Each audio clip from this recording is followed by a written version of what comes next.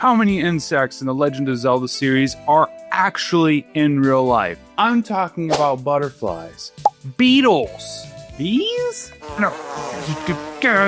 Do any of them have the same habits, in the game that they do in real life? I mean, besides like the obvious ones like bee sting and that one's absolutely real, unfortunately.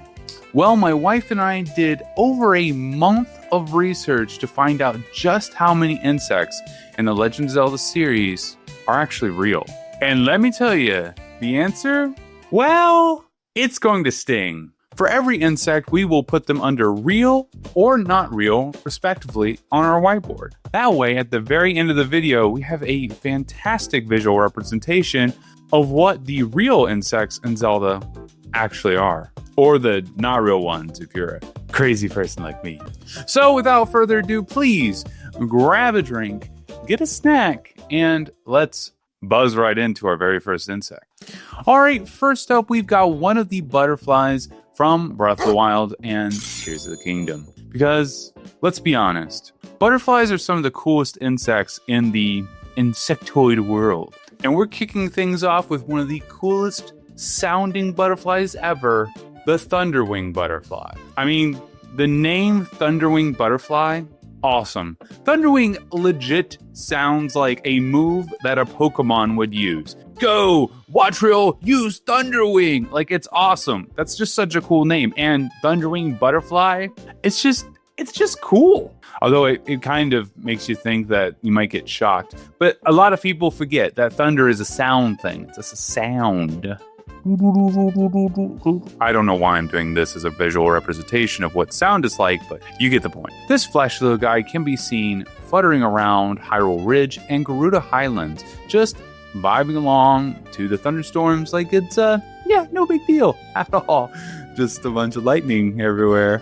Now, if Link mixes it up with monster parts, it being the Thunderwing butterfly, he can cook up an electro elixir, and that gives him shock resistance. Because, well, in the Zelda games, potions and stuff like that, they basically are smoothies. You just take components, you just throw them together in a blender, and boom, you've got some sort of crazy potion shake that you take after a workout, and then it makes you resistant to electricity. Look, Nintendo made this up. I'm just the guy telling you what it's like. Now let's talk about the real-world match. We think the Thunderwing butterfly is a great fit for the Kaiserhind butterfly. This beauty is super rare and found in Nepal and northern India. And here's what makes it so cool. It's actually black, but it has tiny crystals in its wings that reflect iridescent green light, and only the males have the bright yellow patch on their wings.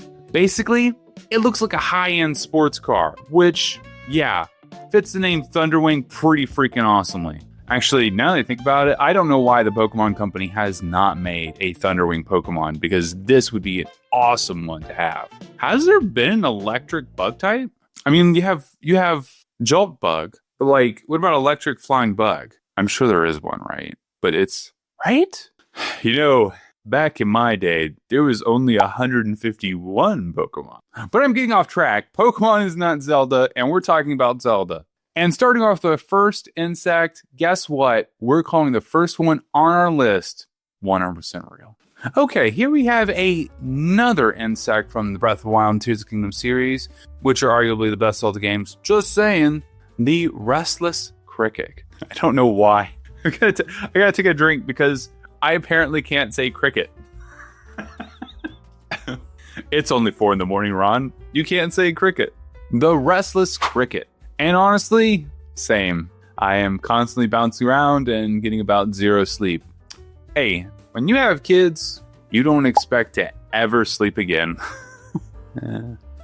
But these little guys pop out when Link cuts the grass, which, yeah, no wonder they're quite restless. They have some guy in a green tunic running around with a sword cutting grass all the time. I mean, come to think of it, like, kind of weird. Could you imagine somebody running around in your neighborhood just like swinging a sword, cutting grass? You're like, that's not the most efficient way to do that, buddy. We have lawnmowers. But hey, Link was before his time. He should open up a landscaping business. Link, when you retire, That's what you do.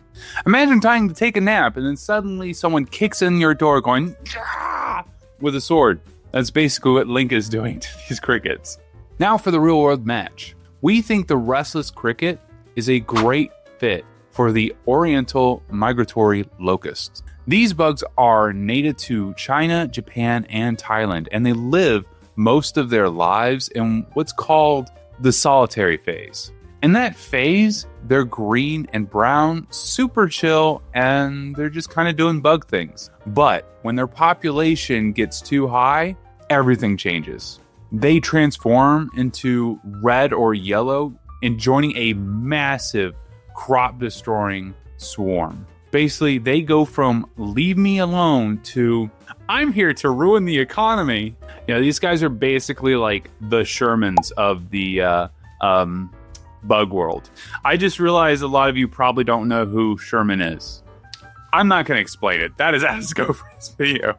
So yeah, the Restless cricket seems like a perfect match for the solitary phase of the Oriental migratory locust, making it real. Here is the energetic rhino beetle from Breath of the Wild and Tears of the Kingdom, respectively. And okay, can we just talk about names for a second?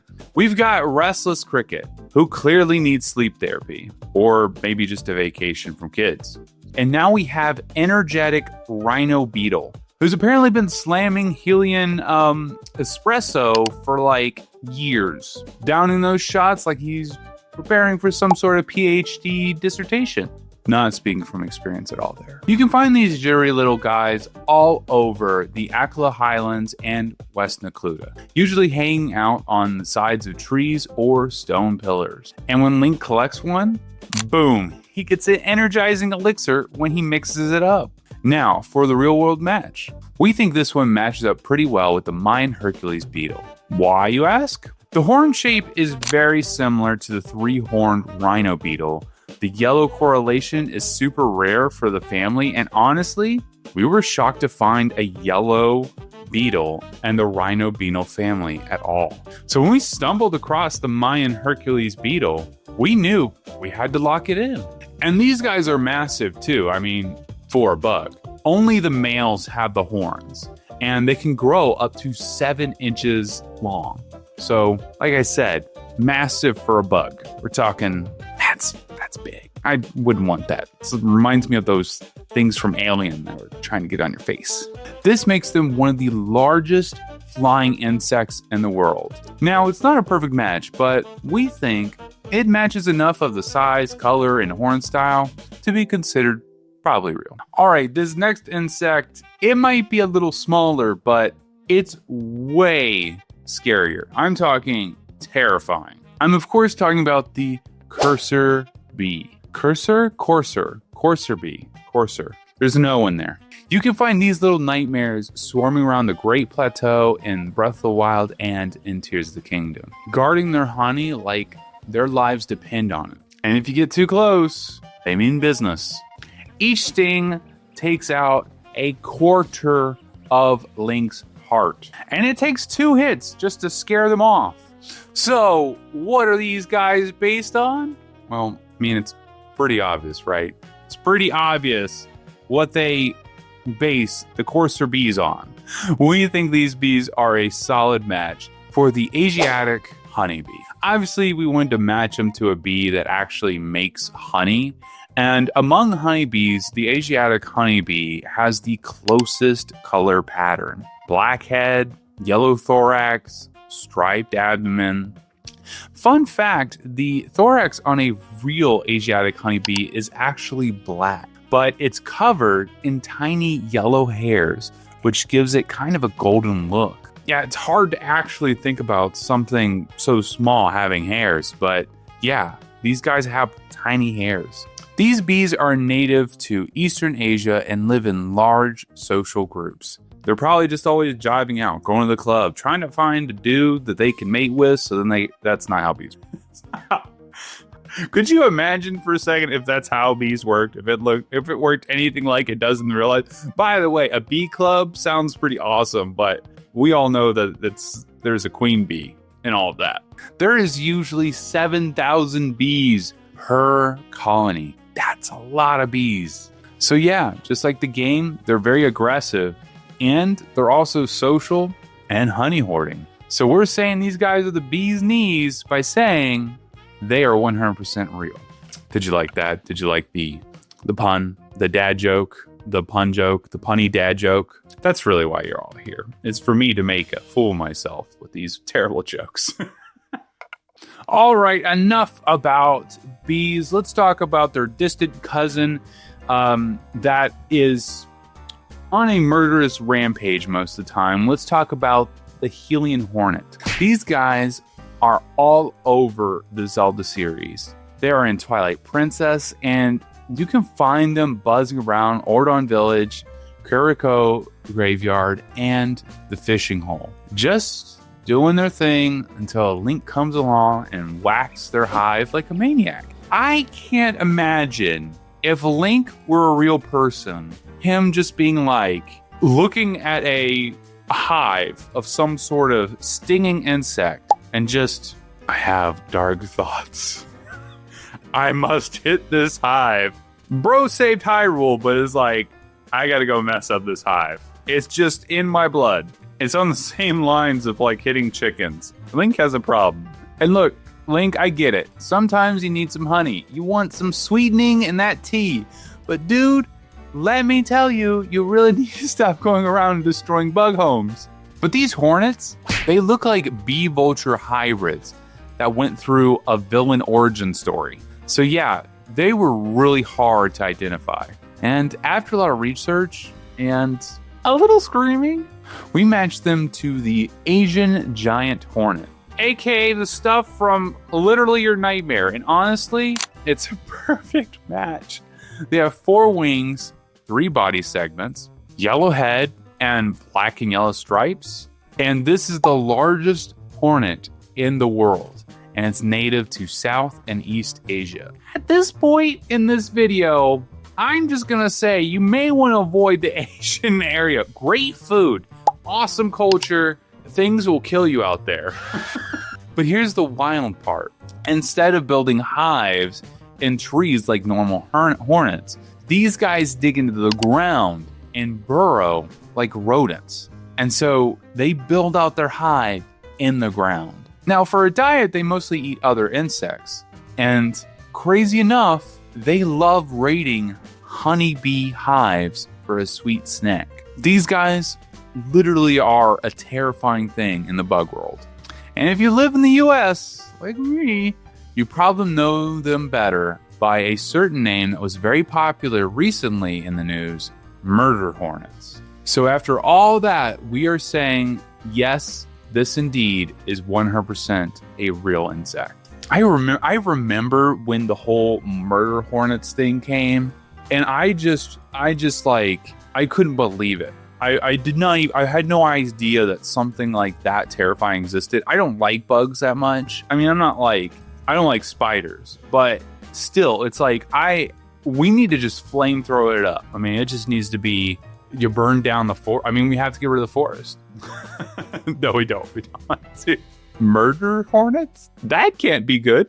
All right, next up, we just have the generic bee. You know, these show up in a ton of Zelda games. I'm talking Link's Awakening, Four Sword Adventures, Phantom Hourglass, Spirit Tracks, A Link Between Worlds. The generic bee shows up a lot in the Zelda series.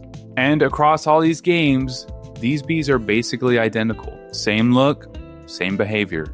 And of course, if Link goes and smacks the hive, he gets attacked. We match these bees to the European honeybee. We match them mostly because of their honey production and overall bee vibes. Yes, bee vibes. But there's kind of a problem. All these in-game bees, they only have 2 body parts. They have a head and they have an abdomen. And that's not how bees work. Bees have 3 segments. They have a head, they have a thorax, and they have an abdomen. So, unfortunately, the bees that we know from the Legend of Zelda series, the ones that are the most abundant, they're not actually real because they don't have that 3rd body part. You gotta have a thorax, Nintendo. Jeez. Let's talk about something a little different. Let's talk about something that might light up the mood in this video. Let's talk about the forest firefly. These guys can be found in the Wind Waker. You can catch these guys glowing around in the forest area, and you can catch them and put them in a bottle. And that's also kind of weird because Link is now a firefly hoarder. I don't think in that game you can make elixirs out of bugs. Maybe you can. I think they didn't introduce that until later on in the series. But, I mean, let's be honest, like, most Americans at some point were trying to catch fireflies in a bottle, so Link is just like one of us. Except that he likes to mow grass with a sword, and he also likes to attack beehives and beat up chickens. Oh, he is American. Originally, these fireflies were used to upgrade the Picto Box into the Deluxe Picto Box. Only problem though, you can literally just get the deluxe version right away through another method. So when they released Wind Waker HD, they just removed the whole mechanic, which, I mean, I kind of would too. I don't really want to go around collecting fireflies to upgrade my Picto Box. I feel like it's a little strange. Which means, right now, in Wind Waker HD, not the one coming to Nintendo Switch 2 on the online version, you're getting the GameCube version, so you could use this. You could. In Wind Waker HD, the forest fireflies are completely useless. But at least they look very pretty. Now, let's get back to the serious part of the research. After some many hours of looking at fireflies, soul searching, looking out into the distance in the woods and seeing them all blaze out, and maybe reading some books for some intense firefly philosophy, we came to a decision. These are not real, like at all. And to the wise words of Mama Goron, this is a freaking blue ball. What the crap? It's always interesting when your wife doctor says, what the crap? You know something is not right. Alright, the Zelda devs finally figured out how to illustrate a proper firefly with our next guy here. We're talking about one that is in Breath of the Wild and in Tears of Kingdom. Enter the sunset firefly. These little guys float around at night and they mind their own business. Until Link rolls up just collecting them, like he's building some sort of bug army. But let's be honest, you already know exactly why Link would collect fireflies or anything in Breath of the Wild and Tears of the Kingdom. It's to turn them into an elixir. Maybe Link should open up a smoothie shop instead of like a mowing service.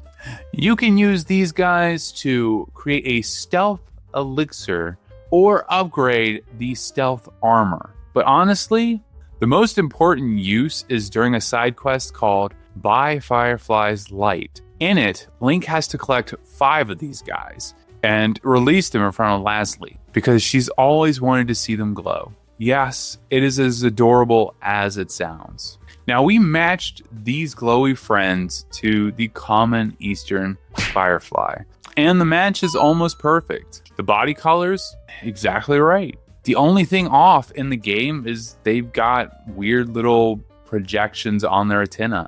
But the real fireflies do have striped antennae. So honestly, it's close enough and we'll take it. In the US, this species is often called a lightning bug. And they're found throughout North America and east of the Rockies. Males like to fly in like a J-shaped pattern and flash their light to attract females. Look, what do you think males are doing in the animal kingdom? It is only to attract females. It's what we're doing in real life as humans too. So I'm glad I'm not single anymore. I'd be flashing my lights all over the place. And it would be weird. Because nothing says romance like synchronized butt blinking. Hey babe, check this one out. Click, click, click, click. I just imagine the firefly. It's just like when you put your blinkers on when you're trying to make a left or a right in the road. You know, oh, check this out. 4-way blinkers. Let's go. Even the little guys glow, and here's why. They can't move, so their glow acts like a warning signal to predators, and they're full of toxic chemicals. So yeah, these bugs are out here using bioluminescence as a built-in do not eat me sign. And with all of that, the sunset firefly, we believe, is real. It's amazing just how many things in nature actually glow. But just remember, not all that glitters is gold. And if you're thinking that little quote there is from maybe one of Beyonce's songs or something, click off this video. I don't want you as an audience member. Sometimes, if it's glittering, it's just a bug, a golden bug. And that's the lead into our next insect. We have the golden insect from Triforce Heroes. This one's a rare material that you need in order to craft the Sword Master suit. Not to be like the Master Sword suit. It's the Sword Master suit. Although a Master Sword suit might be pretty cool. And you can only get it as a reward from King Tuft for completing all of the Drablands challenges in the dunes, which, let's be honest, it's easier said than done. Now, the closest real-world match that we could find is the golden tortoise beetle, which sounds awesome. And this thing is wild, too. It ranges in colors from reddish brown to bright shiny gold, and it's found all across North America. But here's where things get really weird. Like this video hasn't been weird enough already. The larva of this bug looks nothing like the adults. They're covered in spikes, and they carry around something called a fecal shield, which is exactly what it sounds like. It's a poop backpack. Not even gonna make a joke about it. They use it as camouflage for themselves from predators, and honestly, it works. So, what's the life lesson here? Sometimes gold is literally covered in poop. Remember, kids, not all that glitters is gold. Sometimes it's... So yeah, this one actually caught us off guard, but after checking all the boxes, we are going to say it's real. Alright, so both A Link to the Past and A Link Between Worlds have their own take on the golden bee. In A Link to the Past, if Link actually catches the golden bee at the Lake Hylia fairy fountain and then lets it loose, it basically turns into a Zelda-themed Pokemon. This thing will actually attack enemies for you, and it sticks by your side way longer than a regular bee. Kind of wish it came with a Pokeball. That's pretty awesome. Then in A Link Between Worlds, Link can trade this golden bee to the bee guy, who rewards him with a bee badge. And what does the badge do? Well, it does something I kind of wish we all had in real life, or at least me. It makes all the bees friendly toward Link, which means Link is officially a bee whisperer. But here's the problem. Just like the bees we covered earlier, this one only has 2 body segments. So once again, it can't be a real bee. But that would not be fun for this video to just say we didn't match it towards something, so we did pick something to match to. And the real world match that we picked for this is the longhorned bee. They've got tons of yellow on their bodies, and honestly, they look like tiny fuzzy golden pom-poms. So even with the anatomy wrong, the vibe, it's pretty spot on, but we can't call this one real. You're probably realizing at this point there's a lot of golden insects in the Legend of Zelda series. But, you know, there is no game that does golden insects quite like one of my favorites, Twilight Princess. All of the golden bugs there are a part of some super weird, kind of adorable side quest from a little girl named Agatha in Hyrule Castletown. She wants all the bugs to come to have a ball with her, like a dancing ball. I think she might have escaped from a mental hospital, to be real. And I have no idea where you find the tiny tuxedos for these bugs, but I digress. If you bring her bugs, she will reward you, and if you collect all of them, you can score 2 wallet upgrades, which is pretty important in the game. But here's the thing, they're not gold at all. Each type of bug has a green male and a pink female. So what gives? Are any of these bugs actually based on real insects? Let's find out. First up, we're going to talk about the golden ant. Now, we originally matched these guys to the Asian weaver ants because in real life, these ants can be orange or green. which sounds promising at first. But then we did some digging. And yeah, it turns out that the color difference isn't just gender. Normal females, orange.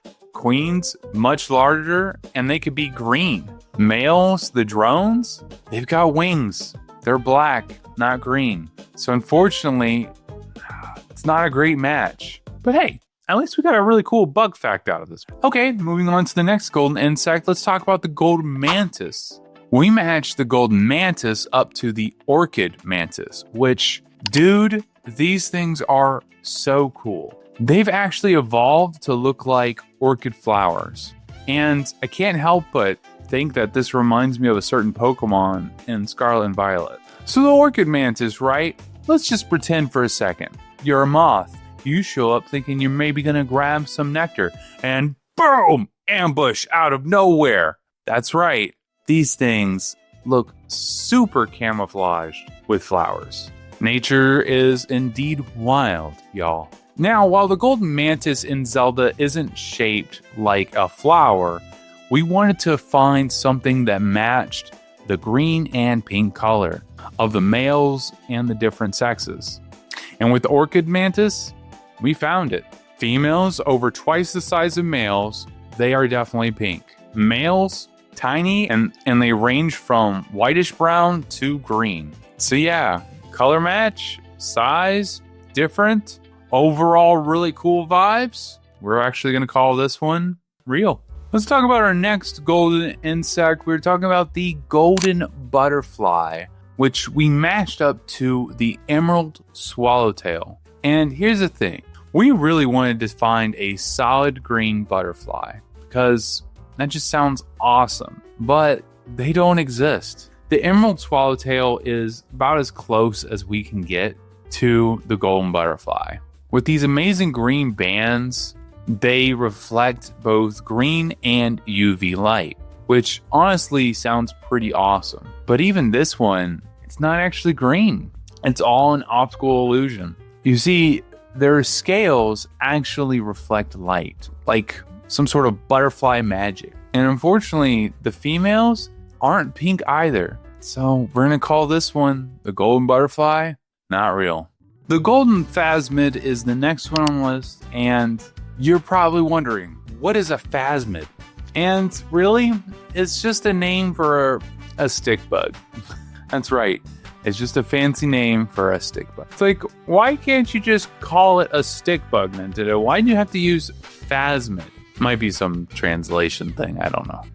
Anyway, we matched the golden phasmid to the northern walking stick. This one was pretty close. The walking sticks come in green and brown. And if we pretend brown is pink, just go with it. We know that brown is not pink. Then it kind of makes it work a little bit. But other than that, there's a huge issue. The colors, they're actually reversed. Females are green. Males, well, they're brown. So even though the vibe might be right, the biology is backwards. And for that reason, not a great match. Next up, we have the golden dayfly, which we matched to the golden drake mayfly. Are we in a Dr. Seuss book? And in terms of body shape, oh yeah, this one, it's pretty spot on. But when it comes to color, there are no mayflies that are completely green or pink. Yeah, not even close. Here's a fun fact though. They're called dayflies because many of the species live only for a single day as adults. Yeah, you probably thought they were called dayflies because they just fly during the day, but that would be a bit redundant. Yeah, they only live for a single day. And they also spend most of their lives living underwater, growing and molting, just to finally emerge, fly around for a few hours, and then game over. So yeah, cool bug, not a real match. All right, this next bug really caught us off guard. It's the golden stag beetle. We ended up matching this thing to the rainbow stag beetle, and honestly, it fits pretty well. Their colors range from green to red, and the males have massive horns, while females don't at all. Which, is exactly how they're shown in the game. The rainbow stag is native to Australia, and it's actually the largest type of stag beetle down there. How big are we talking? Well, a terrifying 3 inches long. And get this, they come in red, blue, green, and black versions. Like some sort of cars. It's like nature made its own shiny versions. So yeah, we're pretty shocked to find this one absolutely real. And I've always admired this next insect, at least the normal ones. The golden ladybug is the next one on our list, and let's just get this out of the way. They didn't give it any spots. They didn't give the golden ladybug in Twilight Princess any spots. I can no longer call this the perfect Zelda game. Nintendo, you've done so many crazy things to animals in Zelda. We know we've only been through like 5 videos at this point, but you won't give ladybugs spots? What are you going to do next, Nintendo? Charge $80 for games? Oh, my heart goes out to all that have purchased Mario Kart World. I did not. I don't care to play that game. I'm a Zelda fan. When they bring Link in there, maybe I'll play it. Now for the real world match, we went with the common green shield bug. The adults are green and round, just like the one in the game. There's even a red version during the first instar, aka the bug's first year of life. But here's the catch. The color change has to do with age and not sex. They also turn brownish in the fall, so variation isn't really gendered. So without a clear male to female color difference, like in the game, we're going to call this one not real. And let's get hopping around to our next one, the golden grasshopper. We matched this one up to the short-winged grasshopper, and it's a surprisingly solid fit. In this species, the males are green and the females are brown and typically much larger, which lines up perfectly with the way grasshoppers are designed in the Twilight Princess. They're a super common species of grasshopper found all over North America. So yeah, while it's not flashy, it is 100% accurate. And next up we have the golden beetle. We matched this one to the elephant beetle, which honestly, it too is a really good fit. The body shape, it's spot on. The males have really big horns and the females, again, have none, just like in the game. But there is one issue. There are no green and pink elephant beetles. And this is a missed opportunity by Mattel to make some Barbie-themed beetle merch. So yeah, great inspiration, but the colors being totally off, it's not a real match. And finally, our last bug in the Twilight Princess is the golden dragonfly. We matched this one to the female eastern pond hawk. Now, most dragonflies have some sort of green on them. We couldn't find any species that are fully green or pink like the ones in the game. The females are mostly green though, and as they age, they actually get brighter and brighter, which is pretty awesome. Like they're leveling up over time and getting cooler and brighter and awesomer. Also, eastern pondhawks, incredible aerial hunters. They can literally catch dragonflies mid-air. But sadly, despite the cool factor, the color accuracy just isn't there. So we have to say, the golden dragonfly is not a real insect. Whew, we are finally done with all the golden bugs. But you know what I'm going to say. You guys have been around long enough to know what I'm about to say. There are 2 more creatures in this minigame, but they're not insects. Pill bugs and snails are technically not bugs, so we're saving them for the Wildlife of Zelda video. That's right, we have done so many of these videos, there's a lot of animals and things that immediately, well, they get thrown out of their category because they don't belong. Like a snail is obviously not a bug. And so at the very end of the series, we will have a Wildlife of Zelda video, which is literally going to ask the question, how much of the wildlife in Zelda is actually real? And in that video, we will be going over all of the miscellaneous animals that were not under a certain category in Zelda. And you're going to want to like and subscribe so you don't miss that, because we're going to get there. And when we do, it's going to be super cool. I mean, I've been waiting to talk about cats since we did the canine video. And since there's not a lot of cats in Zelda, I'm looking forward to the wildlife video. I want to talk about some felines. All right, back to bugs. Luckily, Breath of the Wild and Tears of the Kingdom put a little bit more effort into their insect design than Twilight Princess ever did. Not the best Zelda anymore.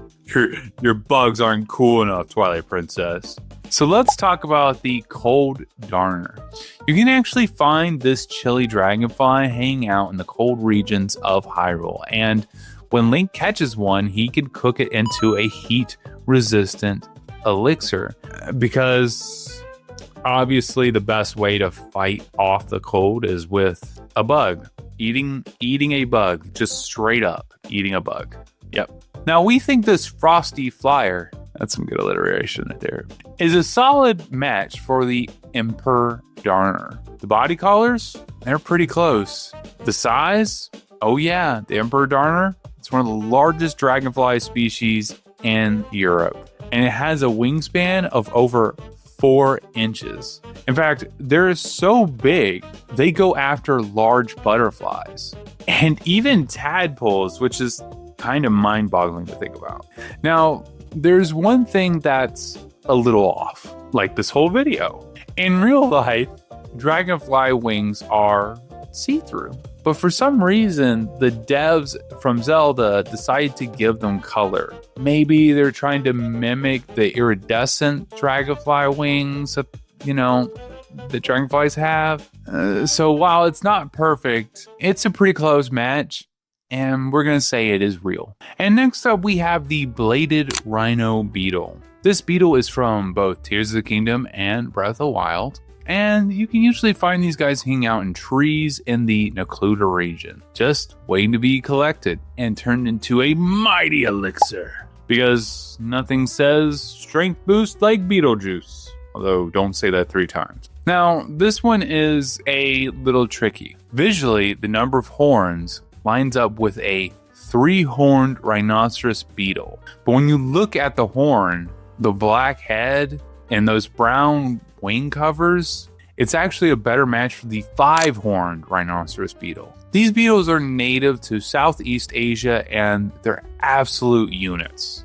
Males can reach up to 4 inches long, but they don't really fly very well because of that size. And despite looking like tiny little kaiju, they actually just eat fruit and nectar. So yeah, after some good old-fashioned bug debating, we're calling it. The bladed rhino beetle is 100% a real insect. Okay, next up we've got, oh boy, the giant bee from Majora's Mask. As if that game wasn't already terrifying enough. These buzzing beasts can be found in the southern swamp and up in Snowhead, just vibing in their hives. Until Link rolls up and decides, I'm gonna start making a mess of your home. Sometimes I can't think of jokes when I'm doing this. So Link, he will pull out his bow and he will shoot the homes of these bees. Link is incredibly destructible in the Legend of Zelda series. I mean, just think about how many things he destroys. Pots, boxes, entire bee colonies, beats up chickens. The guy is very mean. Seriously, Link, you need to calm down. Now, we already know that most bees in this franchise have failed us, mostly due to the lack of a thorax. But this time, we actually found a perfect match. That's right, the Asian giant hornet. And yeah, these things are massive. They're just under 2 inches long and have a wingspan of up to 3 inches. But instead of building hives, they actually prefer to live in abandoned rodent tunnels, like under the ground.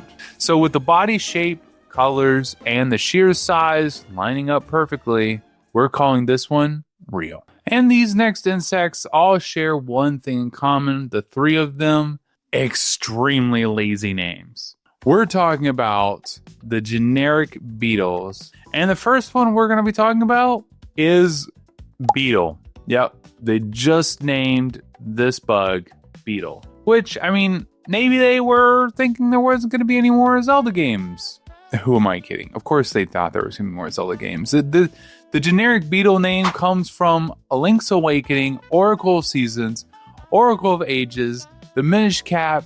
They didn't go with any special flair.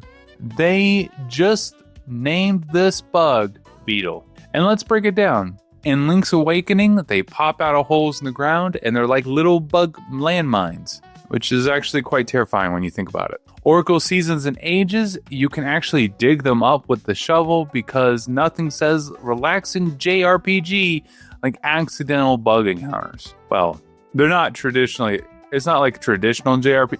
It's a Japanese RPG, okay? It's not like Final Fantasy. And in the Minish Cab, they hide under grass and rocks, waiting for Link to show up with his mole mitts, like some kind of aggressive lawn service. Dude, I'm telling you, he needs to just open up a lawn business. And in this game, if they grab you, you can't move. They just latch on like clingy toddlers. Ask me how I know about clingy toddlers. Across all of these games, the design is weirdly consistent. Round body, one big eye, and 4 legs. So yeah, you already know where this is going. This is not a real insect. But hey, you know us. We don't give up that easy.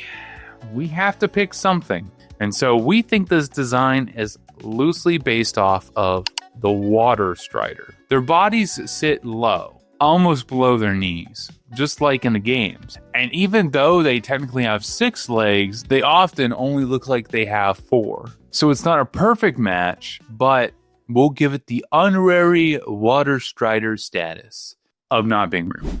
A new day, a new time to talk about insects. You see, I had to stop my recording halfway through what my recording day was, and that is due to a bird.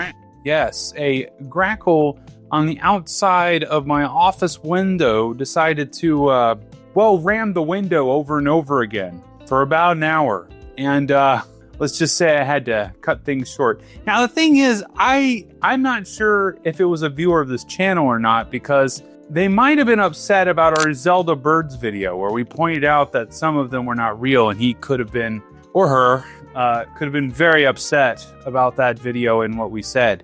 Maybe check it out if you're interested, but, here's a reenactment of what the bird actually was doing outside my window.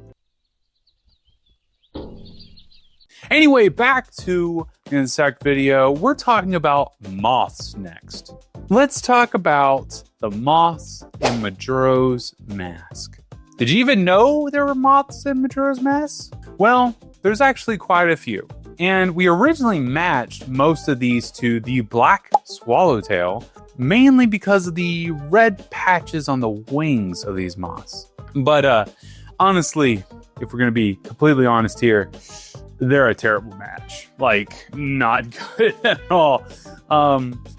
We struggled actually to find any moth or butterfly with red spots or black or brown on them. And it was not possible. So, hey, if any of you are moth experts, please drop us a comment below and let us know what you think these guys look like, because we would love to know what you missed. And honestly, there's such a small creature in Majora's Mask. I'm not sure if anyone knew there were moths in Majora's Mask. Anyway, we would love to hear from you. We'd love to read your comment, so please post it below. Next up, we are talking about moths from the Oracle of Seasons. Yes, the Oracle of Seasons. If you don't know about this game, we go over it a ton in this video series because we keep coming back to these games and they seem to have some of the weirdest pixel animals. We thought these moths in the Oracle of Seasons were a great match for the Pseudomyza orata. These moths are gorgeous and have evolved to look like dead leaves, which is probably one of the coolest types of camouflage in nature. I mean, if you were going to try to blend into the environment so you didn't get eaten, well, blending in with dead leaves is probably one of the best things you could do. I mean, I, as a predator, would not be looking in dead leaves. I'd be looking at live leaves, although they're great camouflage during fall, but the rest of the year, maybe not. These guys are native to China and Taiwan, and they belong to the geometer family of moths, or geometer. Look, I'm not even going to try to say the right things. You guys are going to make fun of me even if I did say the right thing, which means they're caterpillars. So yeah, this one, it's a win. A good match. Now let's talk about the Oracle of Ages, the sister game to the Oracle of Seasons. By the way, did you know they originally had a third game planned? And the Oracle, games, they actually were going to do kind of like an Oracle of, what would they do? Bravery? It would be about courage, because Seasons is red, Ages is blue, so it was going to be green. They were going to do 3. But the issue is that they couldn't figure out how to do the item system, which in those games you have to use codes in order to swap items back and forth, how to do that between 3 games. So they actually threw out the idea of 3 games and just stuck with 2. Pretty interesting fact. It would have been really cool to see that third game. And if Nintendo, if you are listening in, I'd like to see remakes of both Oracle of Ages and Seasons, and please go ahead and make that third game, because that'd be really cool to see. Anyway, the moths in Oracle of Ages look like this, and you can tell, like, these old games, it's hard to kind of map things to things because it's just pixels, but we're doing our best here. We actually think these guys look pretty close to the Cell-Barred Metal Mark. This is a butterfly that's so obscure, it's basically a myth in real life. Like, Mew from Pokemon. It's just a legend. We don't know if it's actually out there. And also, like Mew, it is actually native to South America. Kind of gets me thinking. Maybe we should do a Pokemon video series at some point. Let me know down in the comments if that's something you guys would be interested in. I'm actually a pretty darn big fan of Pokemon. I don't know if you can see all my stuff back there, but we actually love playing Pokemon, especially since we have kids. They can't really see a lot of scary stuff, and Pokemon's not really that scary. Although I will say the scariest thing is obviously Nimona from Scarlet and Violet. She's a terrible rival.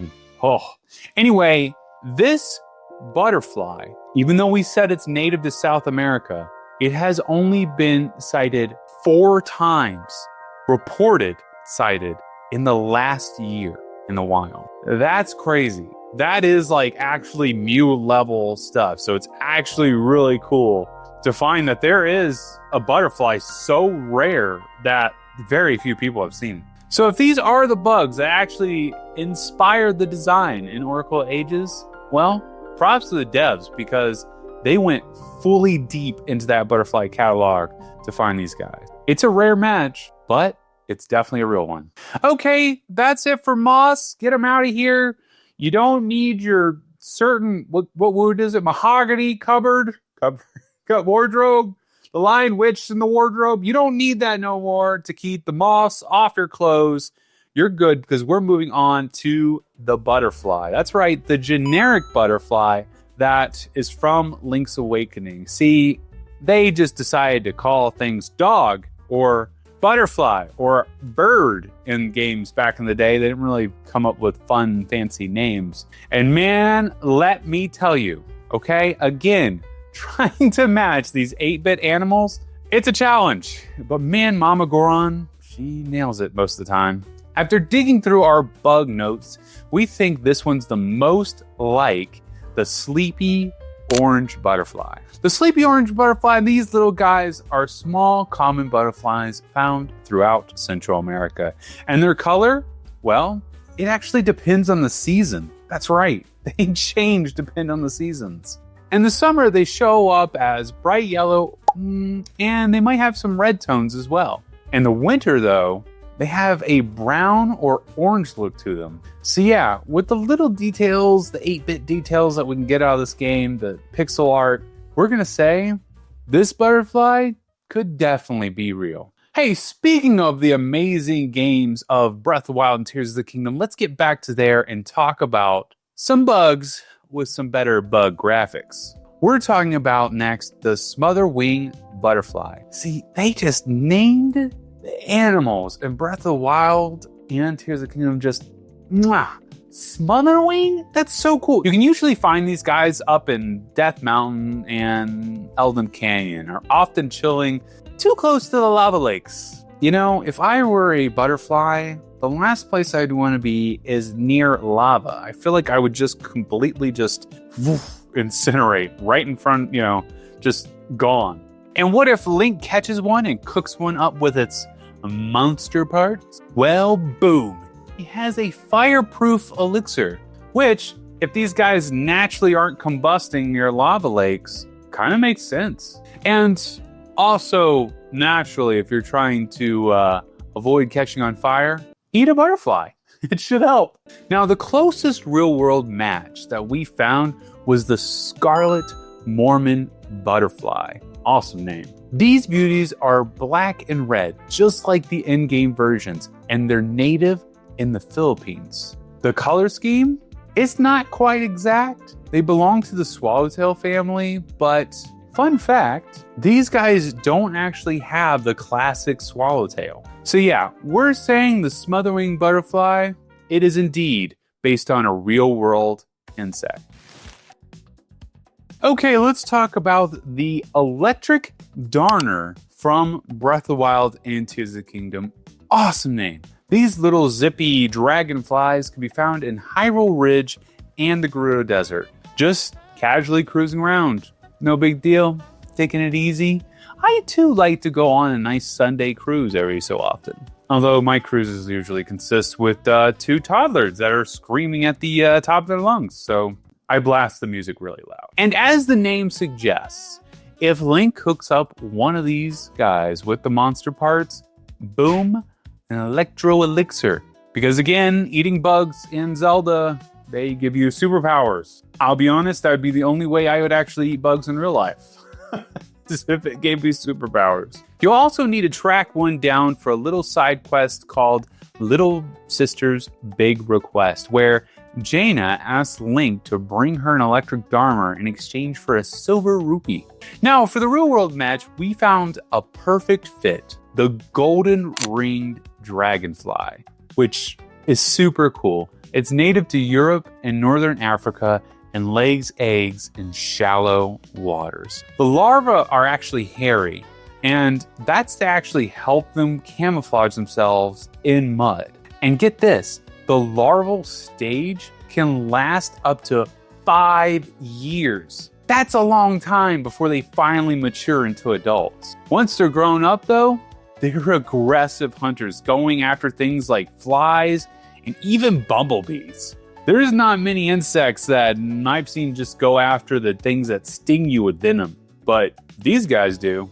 So yeah, with coloring, habitat, and all that fierce bug energy these guys have and lining up, these guys are a perfect 100% match. Do you like a man that can chop wood? One that's gruff and strong, a little rugged? Well, our next insect might be appealing to you. Look, these intros sometimes are a stretch, and so you're just gonna have to go with it. Because we're talking about the rugged rhino beetle. And this is actually one of the coolest bugs you can find in Breath of the Wild and in Tears of the Kingdom. You can actually find these guys clinging to the sides of trees in Hyrule Field and in Faron grasslands. Just chilling out like little armored tanks. And if Link snags one, throws it into a cooking pot, he gets something called a Tough Elixir, which is perfect for boosting your defense when things start getting a little shabby. Like when you have to fight Ganon for the 30th, 40th time. That guy keeps coming back. You would think after a while Ganon would get tired of fighting Link. I think we kind of felt that in Wind Waker. I feel like the Ganondorf in Wind Waker was kind of like, oh, you again. Look, can we just get this over with? That's the vibe I got when Link got up on top of the peak on that island, with the bird. It just just kind of felt like he was over us already. This kid with the green tunic, he keeps coming back. Anyway, let's talk about the real world match for this guy. The rugged rhino beetle is a great match for the Hercules beetle. And We say it's a great match. We want to say it's a great match. They've got the big intimidating horn, the same general body shape, and some of the subspecies even have a bit of the greenish tint. But here's the thing. None of the Hercules beetles actually have the same green head. And they don't have a texture anything like the rugged rhino beetle in the game. So while we think it's a great match, and we went back and forth on this one a lot, we're going to call it, might be inspired, but this one, not a real insect. Man, some of these really get close to being real. And some of them they just don't. I'm pretty sure I was the one that was like, I think this one's real, and I got vetoed. So that's all right. That's okay. I've won debates before in the past. Sometimes. It's about a 1% chance that I'll win. But when I do, it's like getting a god pack in Pokemon. All right, we have another massive beetle that we have to cover, and this one is from Skyward Sword. Meet the horned colossus beetle. Awesome name. And going off of that name, you may be thinking that it's an enemy, or maybe it's a boss. Nope. It's actually Beetle's pet. And I'm not talking about Beetle with a T. I'm talking about this guy, Beetle. You know, the guy who is featured throughout all the Zelda games. He has a shop. In Wind Waker, he has a boat shop. In Breath of the Wild, Tears of the Kingdom, he has a shop that he runs around. It's got on his back. Guy is strong to be carrying that much items on his back. And in this one, he runs a flying shop strapped to a bicycle. This guy is so strong. And his best friend happens to be this beetle. Now, Beetle keeps his beetle in a cage. And you'll often see him gently cradling this thing and, you know, taking care of it like it's like a newborn baby. Don't know if I would do that, but hey, you know, to each their own. He often calls this beetle his most prized possession. But at one point in the game, it escapes. And naturally, because you are the main protagonist and the hero of everything, Link has to go and find it. Now, here's the thing. It's never seen outside of its cage, which makes this very hard to identify. But based on what we can see, it looks like a blue beetle with an orange head. So naturally, we started digging to see if we could find the closest real-world match possible, and what we found was the red and blue flea beetle. They've got the same color combo, blue body, red head, but even though it's a close match, or rather a similar match, there's a problem. These guys are super tiny, like really tiny. So calling it a colossus beetle, that's a bit of a stretch, a big stretch. So after looking at the size, shape, and not matching the colors out really, really well, we're calling this one not a real insect. Man, you would have guessed that Beetle's beetle wasn't going to be real. Maybe next time, Nintendo, give them a real beetle. That way it's easier to do these kind of videos. You know, like Nintendo watches these videos to see how good they're doing on their animals. Oh, that would be funny. So it turns out that Skyward Sword has a lot of insects. So much so, they even have a bug heaven. That's right. There's a place in Skyward Sword called Bug Heaven. On the island with a big rock, you can find a mini game in Bug Heaven where Link must catch all the bugs listed within the time limit. So, are these insects real at all? Well, let's find out. First up, we have the Deku Hornet. And this one's kind of unique because this one is both in the minigame as well as just out there in the wild.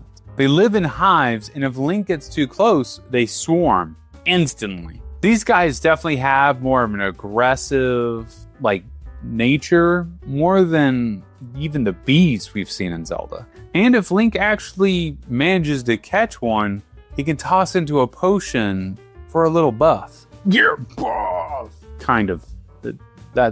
Look, buff in video games means I'm not even gonna explain it, you know. Now we matched this guy to the green-eyed wasp, but let's be honest here. No wasp has horns coming out of their head or a little pink stinger. And they especially don't have swirly body patterns. That said, it does have green eyes, so they get like maybe half a point? We can't do that. Now, this one, it's not real. Let's talk about the next one in this mini game, the blessed butterfly. This one's a beautiful shade of blue, and at first we thought we had a perfect match in the Helian morpho butterfly. The inside wings, pretty much spot on with this. But here's the thing. The real Morphus, they close their wings, and the outside, it's brown. In the game, the outside, it's still blue on both sides. Now, that's actually super common in butterflies. All the flashy colors are usually just on the inside, and they use those to display in mating. That's what I do. When I met Mama Goron, I just showed her my inside armpits. I was very lucky to get a second date. The outside, totally dull. So, and the reason for this is they can have camouflage on that dull side. So as much as we want to say this works, the blessed butterfly, it's not real. It does not follow the butterfly look good on the inside, not so good on the outside, it's camouflage method. Our next one in this minigame is the Gerudo dragonfly. And it actually has the same problem as the golden dragonfly from the Twilight Princess. Just like before, there are no solid green dragonflies. And definitely none with a green abdomen or a red-orange thorax. The closest match we could find to this is actually the female green darner. But even then, the colors, they're flipped, so it'd have to get flipped. And yeah, despite the cool design, we're gonna have to say this one also is not real. Oh no, it's happening again. You see, when we did our fish video, the same kind of thing happened where Reel was just stacking up and it was looking really good, right? And then all of a sudden there was one game in the Zelda series that would just nothing would be real. And here we are, except the culprit this time, it's Skyward Sword. You see, our fish video was pretty big. If you get a chance, definitely check it out. But I tell you what, the game that really messed up in that one, it messed up pretty big. Really skewed the numbers. But hey, this is research. This is what we need to find out in order for us to come to the ultimate conclusion in this video series. So, you gotta do it.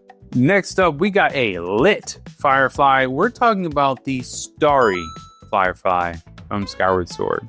And this one, it's absolutely unhinged, but in like the best way.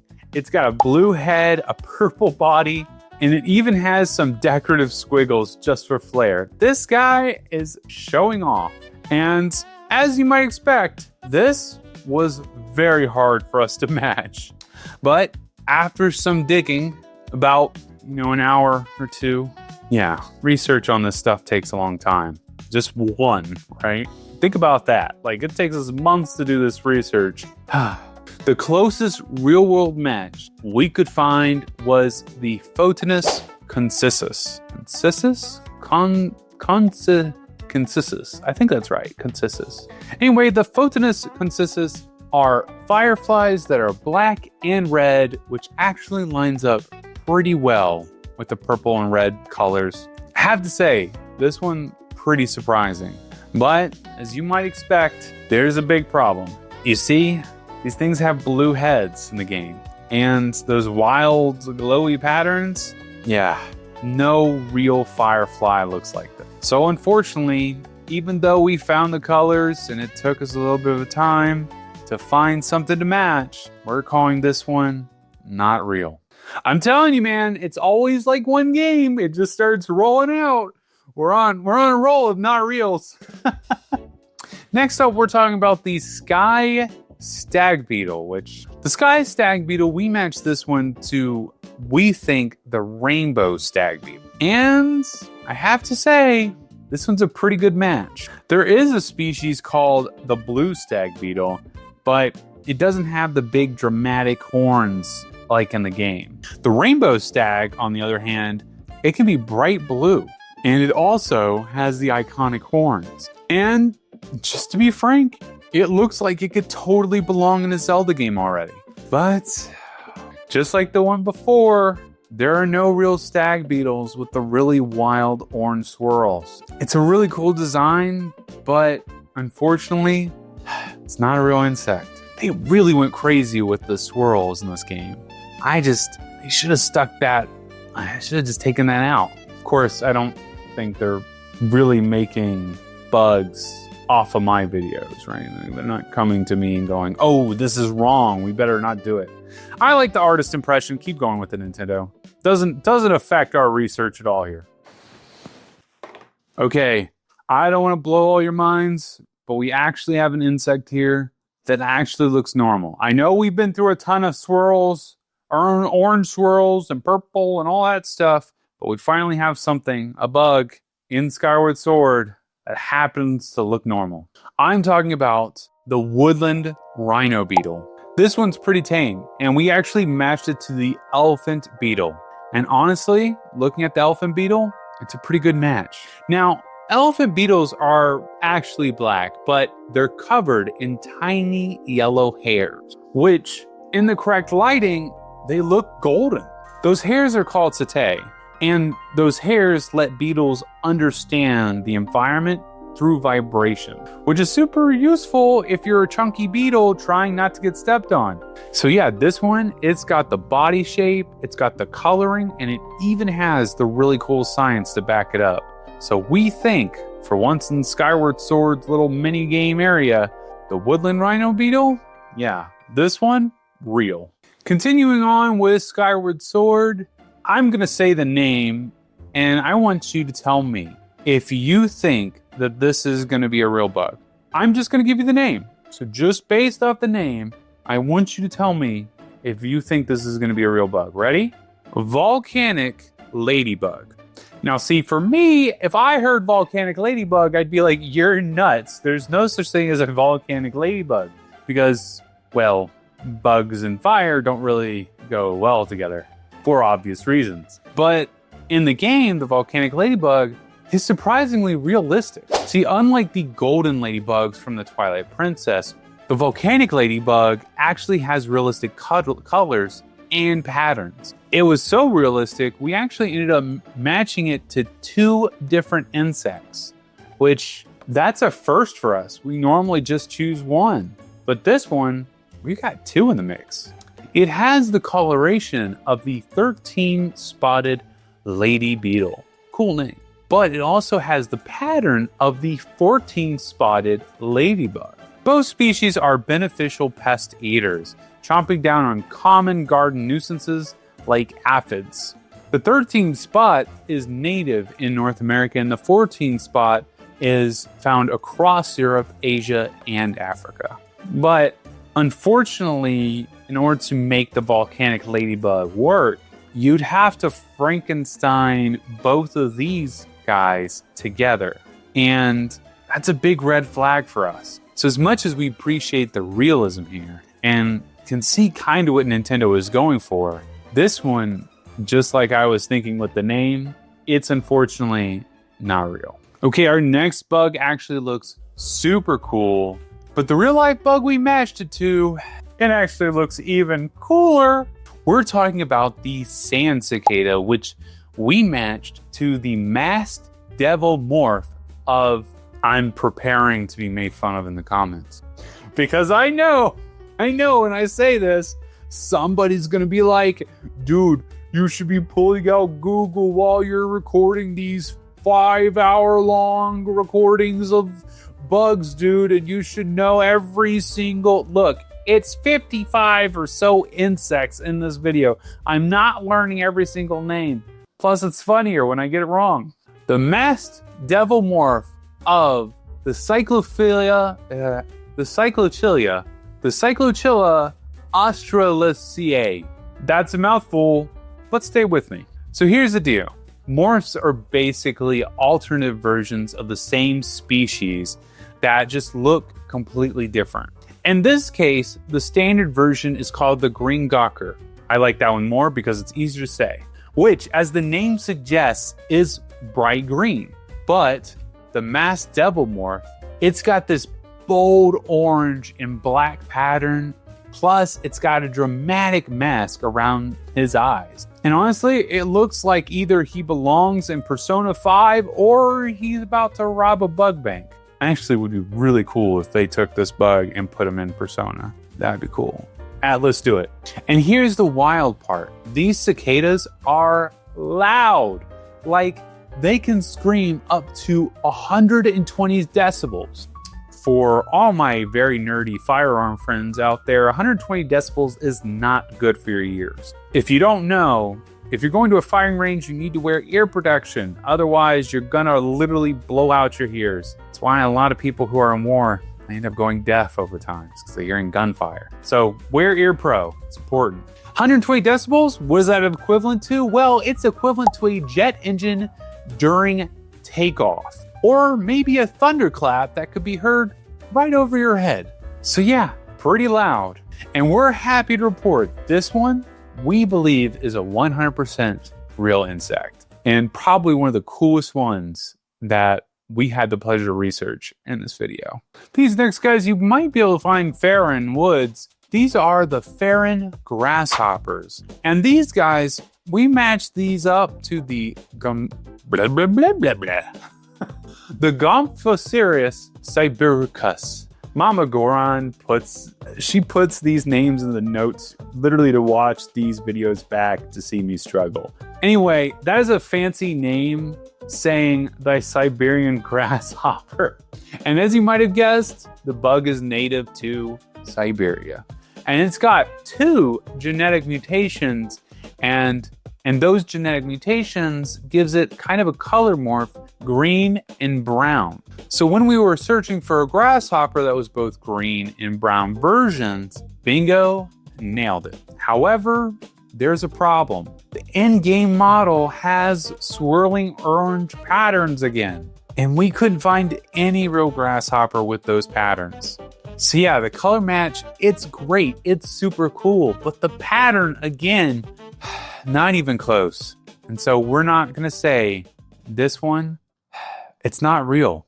Man, they really loved their swirls in Skyward Sword and in Twilight Princess. It was like something about in that time they were like doing the golden spiral thing. I don't know what they were thinking. Our next guy is also green and brown, the Skyloft mantis. We ended up matching the Skyloft mantis here to the Chinese mantis. These guys are native to Asia, but they were also introduced to the US as a form of pest control. They mostly eat other insects. But get this, the females, which happen to be larger than the males, have been known to catch small reptiles or even hummingbirds. Yeah, you heard that right. The mantises from Asia can snatch up straight up hummingbirds. This is why I like staying in Death Mountain, Appalachia. I'm just a Goron. I'm like a hobbit. I just want to be in my little room with my stuff. There's stuff out there that's too scary, and that if there's anything these videos prove, I should never go outside of my hobbit hole. Gonna just straight up Bilbo Baggins. Bilbo ends up going on an adventure. Bad analogy. So yeah, you heard it right. The ladies do not mess around in the Asian mantises. Now, design-wise, the body shape's pretty solid. The color palette, it's pretty close. But once again, the color placement is off. So even though it's got the right vibe and like the actual overall mantis-y feel, we can't quite call it a match. It was pretty close. We were going back and forth on this one. But the Skyloft mantis, we're going to say it's not real.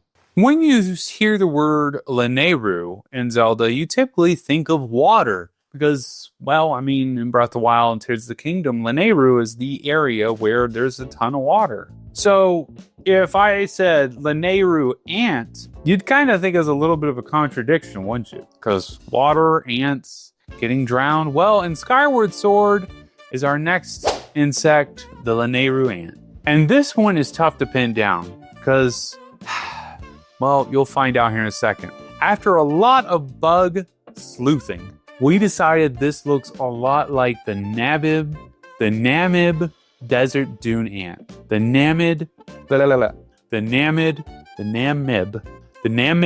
desert dune ant. Say that 10 times fast. There are a lot of species of ants out there that have striped abdomens, but the Namib desert dune ant was the closest that we could match this to. And bonus, they live in underground colonies, just like the in-game description for these guys. So far, so good, but in our research, we hit a bit of a snag. You see, their stripes aren't neon blue, which, I mean, if we're going artistically that, Zelda likes to do with their swirls, honestly looks pretty dope. So this one, it took a little bit of going back and forth, but we're going to have to say the Lanayru ant is not real. Namib dune ant. Say that 10 times fast. That's pretty tough to do. Namib dune ant. And last up, from the bug heaven, we've got the Elden roller. This is clearly a dung beetle. If you don't know what dung beetle is, they're actually pretty interesting, but they actually are beetles that roll up dung. And there's 3 different types of dung beetles. We have dweller dung beetles, where, as the name suggests, they just kind of they're just in the poop. And then we have tunnelers, and those guys dig underneath of the poop. And finally, we have the rollers, which, as the name suggests, they roll away the poop. And I gotta say, I was not expecting in an insect research video that I would be learning so much about poop, but the crappy things we have to do for YouTube.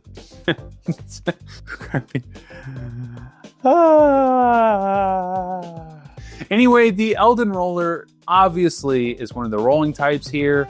However, there is an issue. There are not any real purple dung beetles. Not in the real world. The closest match we could find, get ready for another butchering on my part, the Peltonotus fujioki. Peltonotus fujioki. I'm getting there. Mostly because of its striped pattern, but even then, it's really not that great. So, very cool concept by Nintendo, but it's bad biology. And so we're going to have to say the Elden roller, it's not real.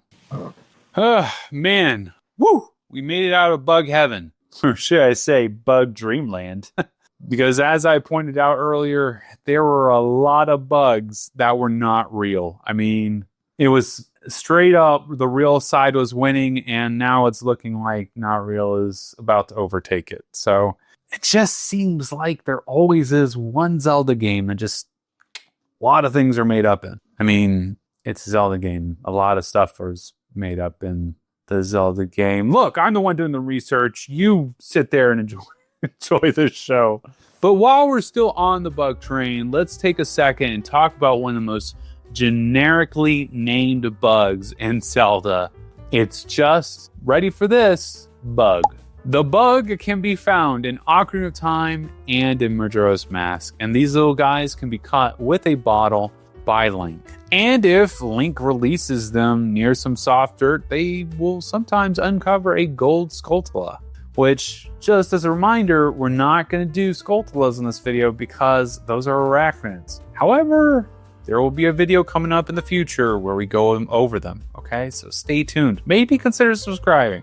Lots of research in these videos. Would really, really appreciate it. Also, I make really bad jokes. And bugs, also in Majora's Mask, they will randomly dig up rupees, arrows, and sometimes bombs. Basically, Link's Lucky Loot Squad. The graphics on these, they're not great. But we did our best research and we actually found, are you ready? We found a real world match. Say hello to probably one of the coolest named beetles ever, the blue death-feigning beetle. These guys can be found in the southern US and in Mexico, and they are awesome. See, the name literally means that they're faking death, and that's actually what they do if they feel threatened. They literally just tip over and pretend like they're a corpse, so then they don't get messed with. These guys got a thick, waxy coat to help retain moisture while digging through sand. And the whole death-feigning bit, it's not just a bug thing. Death-feigning is used by mammals, reptiles, amphibians, you name it. There's probably an animal in any one of these categories that feigns death. So out of all the bugs in Zelda, this one, yeah, it's totally real. Up next, we've got a few more insects from Twilight Princess that aren't a part of the whole golden bug side quest thingy. First on the list is the bombling. You'll find these guys in the forest temple, and they're kind of adorable in a very explosive way. When Link approaches these guys, they crouch down almost like they're waiting to be picked up.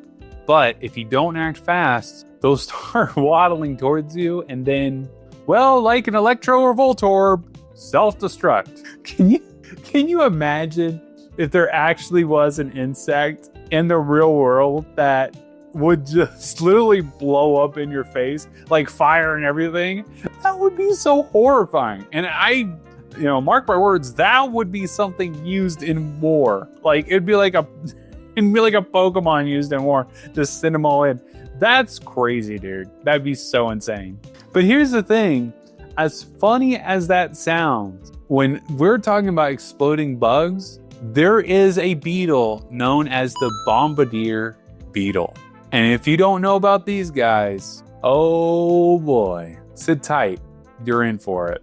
So maybe these bombardier beetles don't really blow up with fire, but they do something as equally terrifying. When they feel threatened, they shoot out a hot, toxic chemical spray from a gland near their butt. So does my toddler every morning after we wake up. One day he's going to watch this video and he's going to know his dad made a joke about him pooping. Anyway, nature is full of surprises, y'all. But there's one issue. As I kind of jested at before, they don't actually explode. And now you might be wondering, well, Papa Goron, you're talking about bugs that are shooting out hot toxic chemicals. You're making jokes about bugs that blow up. Are there any bugs that actually explode? Well, yes, there are. Introducing the Malaysian exploding ant. And this species, when the colony is under threat, the worker ants sacrifice themselves. They straight up go into Voltorb mode and literally explode. Their bodies rupture and release a sticky toxic goo that coats enemies, which is honestly probably the coolest freaking thing I've ever said on one of these videos. The fact that worker ants are like blowing themselves up. Oh man. But even though there's an exploding insect and we went on that little tangent, does it match the bombling at all? No. Bomblings, they do not have the exact match here of the ants. Bomblings only have 4 legs. So even though we went down this little tangent and we talked about exploding insects, the bombling, it is not a real bug. It really is insane how much stuff you learn when you're doing this research. Like, I would not have guessed that there was an exploding bug, but, makes you wonder if maybe there's an exploding flower because they have bomb flowers. Let me know if you'd like to see that video down in the comments. All right, let's talk about another very interesting insect from Twilight Princess, the greatest game ever. The poison mite, found only in the Arbiter's grounds. These little guys will swarm Link and slow him down like he is just walking through molasses. But here's the good news, they won't go near Link if he's got his lantern. So as long as he's got his lantern lit, he could just walk right through the place. Ah yes, fire, nature's bug repellent. Despite being called a mite, there are no real mites that look like this in-game version. But visually, we actually think it resembles something like the black carpet beetle. And that's just not a random match. These guys are a huge household pest. They go through 4 life stages, and the females usually lay their eggs in food. But if there's no food around, the larvae will eat your carpet or your clothes or even both. You can often find them crawling around on the floor like tiny fuzzy little burglars. So even though they're technically not mites, they're actually a pretty good match here. So we're going to go ahead and call this one real. Next up in Twilight Princess, we've got the shadow insects. And these guys, they're not just random enemies. They're actually a huge part of the story. If you've not played Twilight Princess, you'd be maybe a little bit surprised, but if you play Twilight Princess at all, you have likely encountered these shadow insects. Shadow insects are created by Zant to steal the light from light spirits, which is what causes all that creepy twilight covering the land. And the only way Link can see them is he's got to be a wolf, and he's got to use his wolf senses. Now, most of the time, they'll run and hide, but when they attack, they zap you with electricity. Because, of course they do. That's exactly what ghost bugs would do. At first, we thought the body shape looked kind of like a stink bug, but then we noticed two things. The long needle-like nose and the heavy armored shoulders, almost like pauldrons or plates. So our best guess here for this Twilight bug is a cross between the spined soldier bug and the rhinoceros beetle. Let's see, ghostly, armored, electric. This is basically Zelda's take on a Pokemon. Is there an armored ghost electric type? That I don't know. That would be a really cool Pokemon though. I don't know if it should be a beetle though, or a Twilight bug. So yeah, not really based on anything real, but the combo is pretty awesome. Staying in the Twilight Princess realm, let's talk about the Twilight bloat. This is a kind of special shadow insect, and it's actually a mini boss that shows up floating ominously above Lake Hylia. And right away, looking at this thing, you're going to notice something very ridiculous. Its abdomen is ridiculously swollen. Like, it's so huge that you might not even realize there's a whole bug attached to it. It's also got these leg-like tentacles sprouting out of the abdomen, which is super duper creepy. Now, this guy's actually really important because he's holding the last tier of light that Link needs in order to restore the light spirit in that region. So as creepy as it looks, Link has to take it down. From the front, it looks like your average shadow insect, but the giant bloated abdomen, it totally steals the show. We think the design clearly is inspired by the tardigrade. Tardigrades, also known as water bears, are a part of micro animal. They're one of the coolest creatures on the planet. They've got 8 legs. They're not insects, and not kidding you when I say this, they're near indestructible. How indestructible? We're talking that these things can survive space, boil in water, radiation, even being frozen solid. And the best part, they live literally everywhere. Bottom of the ocean, tops of mountains. You can find these guys anywhere that you can think of. Antarctica, they're even in Antarctica. Tropical rainforests, in line at McDonald's to get a Big Mac. Look, these guys are everywhere. So yeah, while the Twilight bloat is weird and a nightmarish bug, it might be just one of the most scientifically grounded enemy designs in the game, even if it's not a real insect. And that's the thing. As cool as these guys are, the Twilight bloat is not based on a real insect. Okay, we're going to do this a little bit differently this time. I'm going to show you the insect. Tell me what game you think this guy's from. And as you might have noticed, this is the insect in our thumbnail. So go ahead, pause the video, comment below, what do you think this guy is from? Did you leave a comment? Did you guess a Zelda game it could be from? Well, I think probably you're all wrong. It's from a Zelda game, but it's an offshoot Zelda game. We're talking about the Ultra Death Bug from Freshly Picked Tingle's Rosy Rupee Land. I know, right? My favorite game of all time. I've had a run-in with this game when we did our K9 video, and we've had several videos since that we've run into this game. So the Ultra Death Bug here, yeah, it is definitely from this game. But hey, man, Ultra Death Bug, one of the coolest names for a bug in a video game. It sounds like something an 8-year-old came up with when they were drinking too much soda. The Ultra Death Bug is the boss in the insect cavern. And in true Tingle fashion, you don't even fight it yourself. Tingle's bodyguard has to drop 3 Tingle bombs on it to take it down. And once you beat it, it transforms into Gargantu Bug, which is basically just 4 Ultra Death Bugs smashed together into one big nightmare. This game is crazy. And I know what you're thinking. There is no way this thing could be real. But if you saw our thumbnail, then you already know where I'm going with it. The Ultra Death Bug looks surprisingly, shockingly familiar to the Amazonian warty beetle. This is a type of leaf-eating beetle, and it's got some very specific tastes. It will only live on a very specific part of a host plant. The mother lays eggs, just 1 egg at a time. And get this, she surrounds herself in a protective poop case. Yep, poop armor. Another shiny, beautiful beetle that spends half its life rolling around in feces.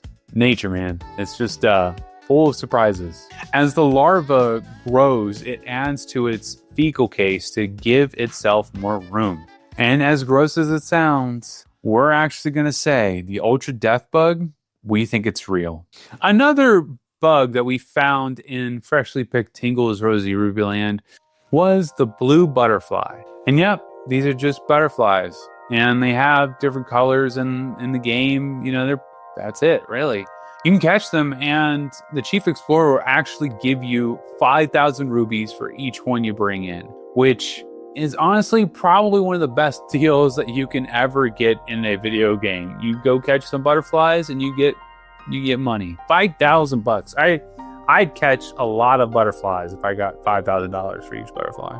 Now, these butterflies are really, really hard to match because they're super pixelated. So you already know what that means. We're going to have to go off of vibes and the blue coloring here. Our best match here is the blue morpho. These butterflies are seriously one of the most gorgeous insects on our planet. The wings shimmer in this electric blue, but here's the sad part. Wild populations are shrinking fast due to deforestation in tropical forests. So yeah, these guys, super beautiful, and you know, maybe we don't cut down the rainforest. Let's maybe keep those so we can keep these guys alive. I'm just saying, they're beautiful. No reason to destroy a ton of habitats. Real bugs matter. And these guys, 100% real. Next up, we have the red butterfly from the same game.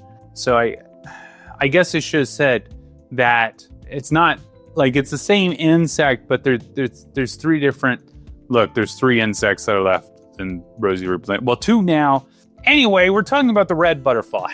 And after a ton of searching, the ones that we can map this to is the Hobbart's red glider. These butterflies are incredibly rare. They can only be found in Central Africa. And here's the coolest part. Only the males have the bold red coloring. Because as you might know already, and especially with all the animals that we've covered in our videos, it's typically the males that have the really good fashion sense. They're always trying to get the ladies' attention. Men, take note. I think in our world, we just grow big beards and maybe comb our hair every so often. So yeah, while it's a pretty obscure pick, we're going to call this one, the red butterfly from Tingle's Rosy Ruby Land, real. Okay, now this one is the last one out of the Tingle.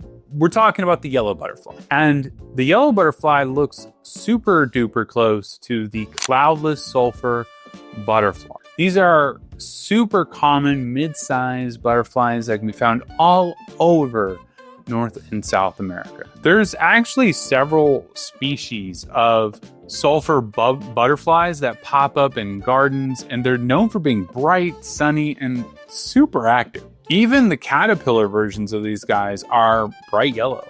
Now, admittedly, the graphics don't give us a whole lot of work with here.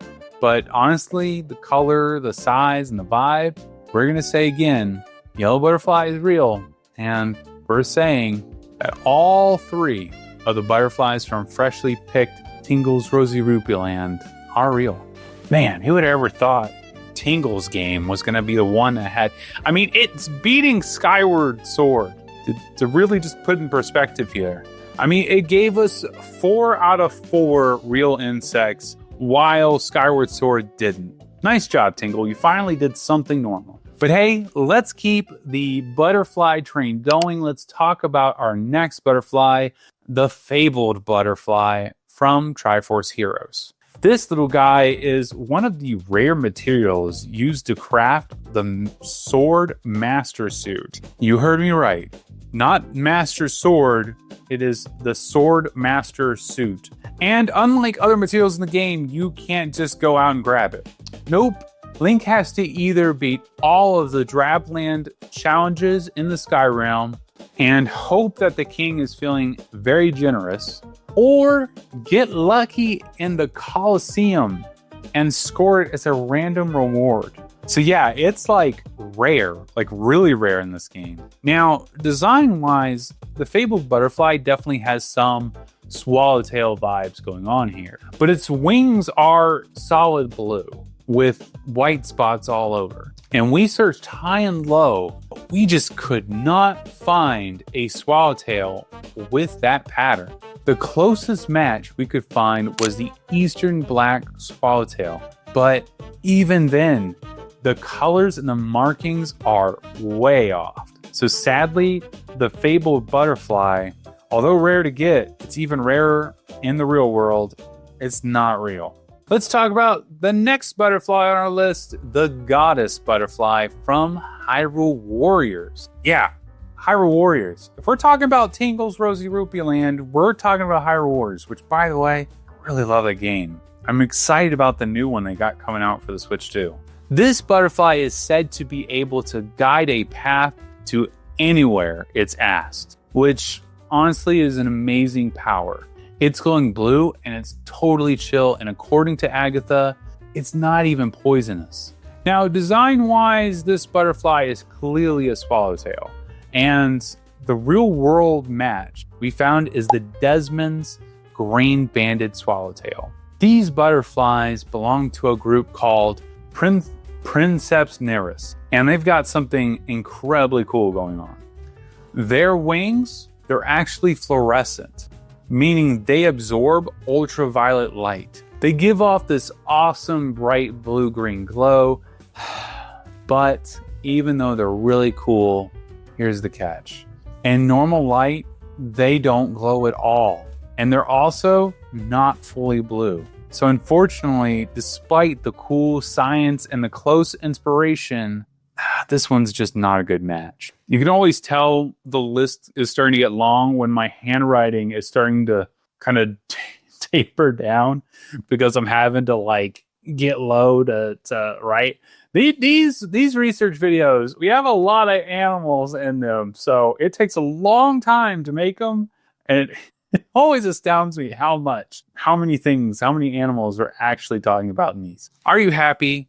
Are you joyous? Because let's talk about our next butterfly, the joy butterfly.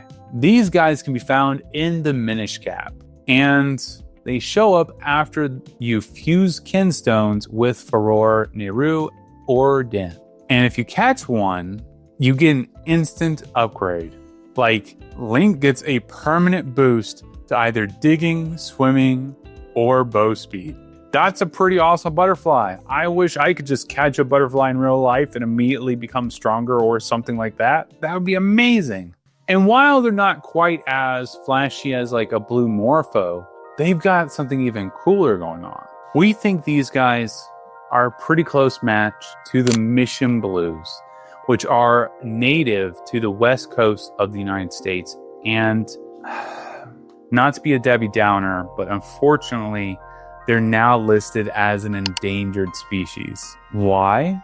because they're completely dependent on one specific plant, the lupine. These specific butterflies love to lay their eggs on lupine. And the caterpillars, they only eat lupine leaves. And as you might be getting to, if that plant disappears, so do the butterflies. So yes, we get a healthy dose of sadness near the end of this video, but we are going to say that this butterfly, the joy butterfly, it's totally real. And who knows, maybe we'll be able to save the lupine, save these butterflies, and keep that joy going. And we're going to wrap up our butterfly tour with 2 more butterflies. And let's talk about our first one, the Smotherwing butterfly from Breath of the Wild and Tears of the Kingdom. You can find these guys fluttering around in Great Hyrule Forest and milder parts of Elden Mountains, just soaking up the sun. If Link tosses one of these guys in a stew, he gets a spicy elixir, which will give him cold resistance. Eat something warm-blooded and butterfly-ish, and Link suddenly is a walking heat lamp. Makes total sense. For the real-world match for this one, the Smotherwing we think looks a lot like the Hibis pink forester. Visually, it's close. The underside of their wings, the ventral side, is pink and yellow. When they open their wings, the top side, the dorsal surface, is a totally different story. Bright blue. So yeah, it's a good match visual from one angle, but the full color palette doesn't line up. So unfortunately, the Smotherwing butterfly is not quite real, but really close, 50%. And we've got our last butterfly from Breath of the Wild and Tears of the Kingdom. We are talking about the Winterwing butterfly. You can spot these chilly guys flying around Hyrule Ridge and Tabantha Frontier, flapping through the cold like it's a brisk summer day. That is not a thing that happens in the real world. There are not butterflies flying around in the cold. At least not that I'm aware of. You guys let me know if there are. But if Link tosses one of these guys into a pot, he will get a chilly elixir.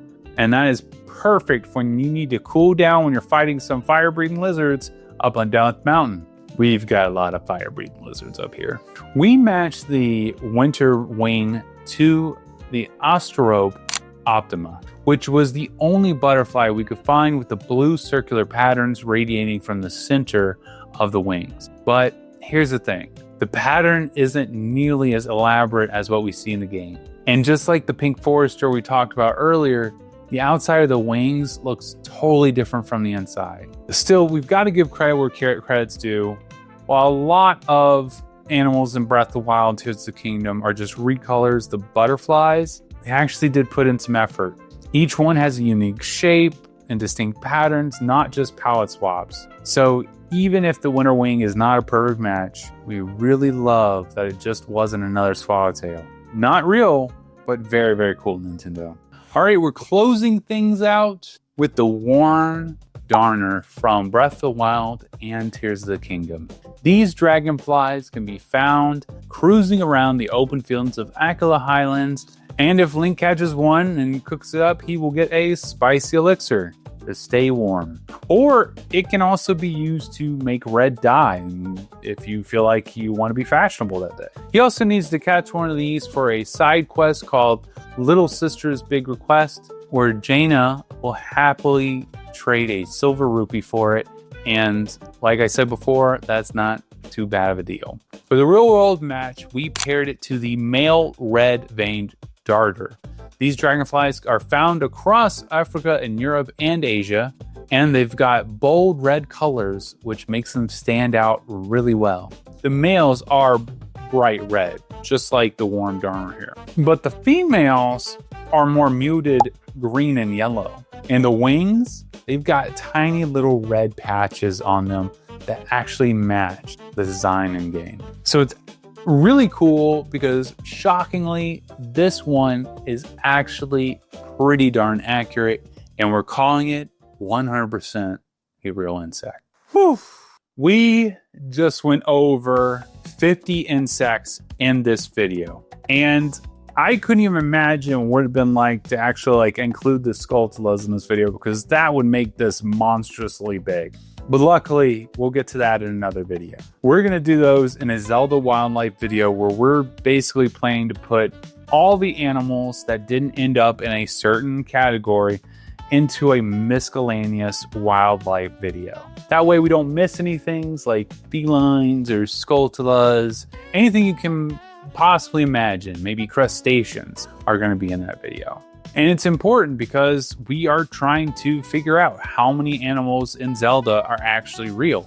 So we have to have a wildlife video where we can throw all the miscellaneous animals into one video. But let's get back to the question at hand for our current video here. How many insects in Zelda are actually based in real life? Well, surprisingly, only 42.3% of the insects in the Legend of Zelda series are actually real. This is our lowest number yet in the series. And really, it took us off guard. Nintendo has done really well with the other animals, so we thought the insects was going to be in the bag, but not this time. And honestly, the lone hero in this video was Tingle's Rosy Rupee Land. Man, talk about a plot twist in this video series. We start out thinking Tingle's Rosy Rupee Land is a crazy game, and here it is, literally being the lone hero in this video. Mad respecting.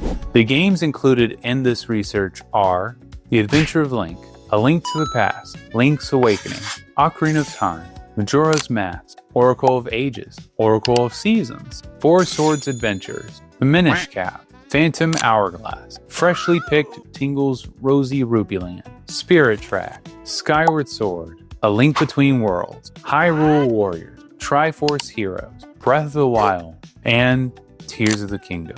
I want to thank Mama Goron again for providing all of the information for this video.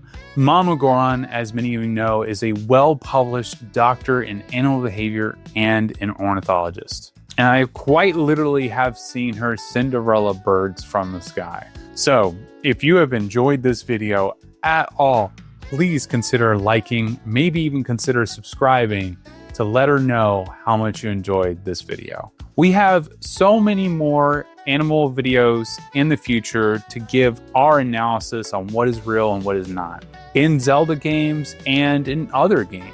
And we also have other scientific content in the works, some very special analysis that we know all of you will enjoy. And I just want to say that this month has been incredibly hard on me and Mama Goron and our family. As many of you know, my father passed away recently, and it has impacted us greatly. But all of you have been so wonderful and so kind to us. It's been very, very hard, but just thank you all so much from the bottom of my heart. Thank you for watching this channel. Thank you for commenting. Thank you for caring, because it is something beautiful that we're creating here. You are all beautiful, and it helped me tremendously, helped us tremendously get through such a painful loss. We are still overcome by sadness, obviously, but you all help out so much. We wake up every morning and we see such supportive comments and many nerdy additions to our videos. And you may all think that your comment is redundant, or you may think that we don't read them, but we do. We read every single one of them, and it makes us incredibly happy. So thank you. Thank you so much for that. And finally, my name is Papa Goron. Thank you so much for watching. I will bug you all on the next one. Goodbye. Where have you been searching all along? Man, I cannot believe that literally Skyward Sword killed this entire video. Really annoying. Anyway, do you guys like boobs? Okay, that was a weird question to ask at the very end of a video. The reason why I asked that question is, look, we're talking about mammals next, and as you know, mammals have mammary glands. You know what, I'm just going to end the video before I dig this hole deeper. Without a clue, without a sign. without grasping at the real question to be asked. Where have I been? I'm a shapeshifter at post masquerade, hiding both face and mind, all free for you to draw. I'm a shapeshifter, what else should I be? Please don't take off my mask, revealing dark.